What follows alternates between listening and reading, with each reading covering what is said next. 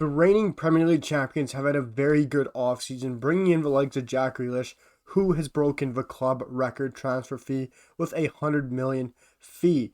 And they have also gone out and they have let go of club legend, club icon, and the best player to ever step foot and put on a Manchester City jersey. Sergio Aguero has left on a free to FC Barcelona, but is trying to leave the club as we speak. But the reigning Premier League champions, Manchester City, have had a tremendous offseason, and they are going to have a tremendous season coming up. But guys, as you can tell, we're doing a Premier League preview for Manchester City. I'm going to be first diving into how I think they did last year, how I think they're going to do next year, giving a overall look on their transfer business, giving a player of the year, a young player of the year, and breakout player of the year, and then predicting where I think they will finish. But guys, I just want to talk about how they played last year. For me, Manchester City had a very shaky start, to say the least. Obviously, I wasn't too surprised. The likes of United and the top clubs, City not having a great preseason, not having a good run out in preseason, and then you expect them to get out there and hit the ground running. Well, that obviously wasn't going to happen straight away, and you saw it with some of the other teams getting out there and having a pretty good start to the season. And United, Cities, those kind of teams didn't, because they had a full preseason. United and City didn't, and once City really got the right team out there and got the players playing and no injuries, they were unbelievable. Manchester City, hands down, were the best team last year by far. I can put my hands up and say applause to them. They were fantastic. I'm obviously not a City fan, but what Pep Guardiola does year after year with this Manchester City team is unbelievable. I understand that probably their second lineup or their second 11 could probably get top 4 pretty easily. And it is unbelievable the depth in this team of Manchester City. How much depth they have in those forward lines, in the midfield, is unbelievable. They could easily challenge top 4 with just a second string lineup. And that is just something you don't see in Europe. And it is fantastic. And for me, that is the reason why they went out last year and won so easily, and previous years. It's just the sheer depth that they have. Other teams are picking up injuries left, right, and center. Other teams will have an injury to a crucial player, and they bring in a lesser backup. Mahrez will go down injured, you bring in Sterling. Sterling will go down injured, you bring in Ferran Torres. Ferran Torres will go down injured, you'll bring in Gabriel Jesus. Aguero goes down injured, you bring in Jesus. You still got Foden, Silva. Like, the players you got at your fingertips here are unbelievable. And for Guardiola to have this kind of talent at his fingertips, it's any manager could do this, but it is unbelievable that he keeps doing it year after year. It is looking more and more likely that Lionel Messi will not link up with Pep Guardiola and he's going to go to PSG, which for me is the savior of football, because if PSG or if Manchester City got Lionel Messi, it would be, they'd win every cup known to mankind. And I'm really hoping Harry Kane does not go to Man City.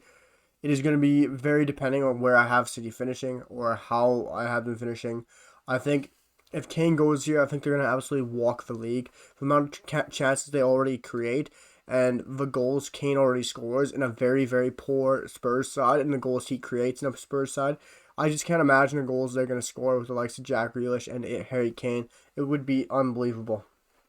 But they already got Gabriel Jesus.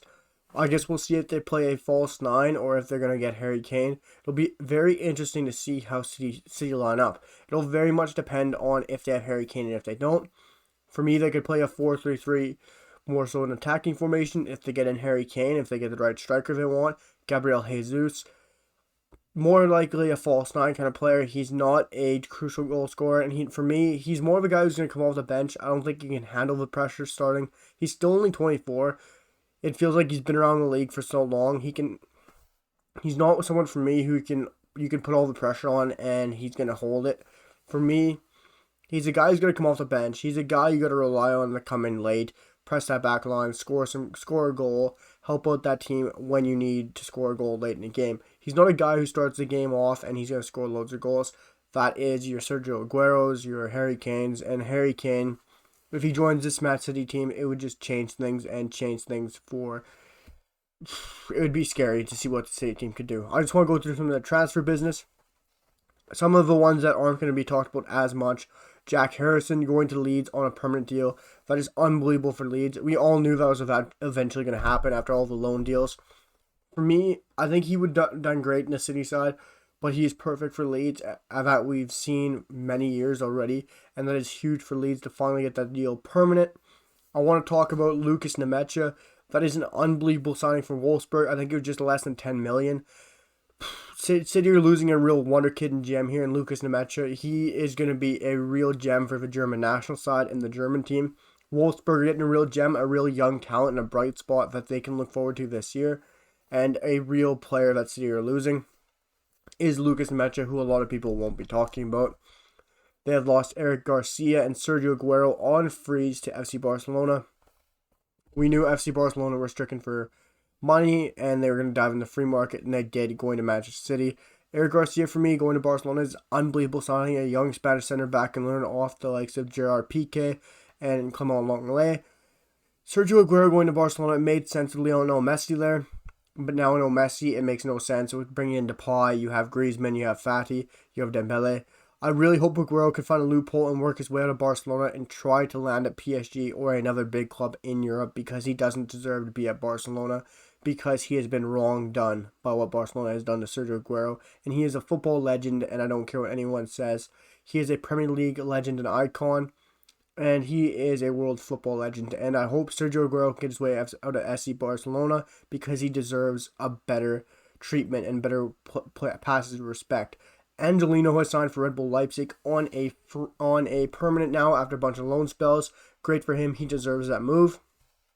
And City have made Scott Carson a permanent on a free transfer.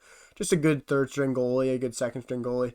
Backup Zach Steffen and the likes of Ederson. And it gives you just some experience behind the helm. And also bring in Jack Grealish, who everyone knows. Guys, I know it's becoming a longer video, so I just want to dive in and give you my breakout player of the year. My breakout player of the year from Manchester City will be... It's a tough one, because they don't have many players who aren't really broken out. And I'm just going to give this in one package. My breakout player of the year and my young player of the year is going to be Fernan Torres, because they don't really have anyone who can break out. They don't really have any young players. I guess you could say Phil Foden. He could have a really breakout season, but he's already broken out last year.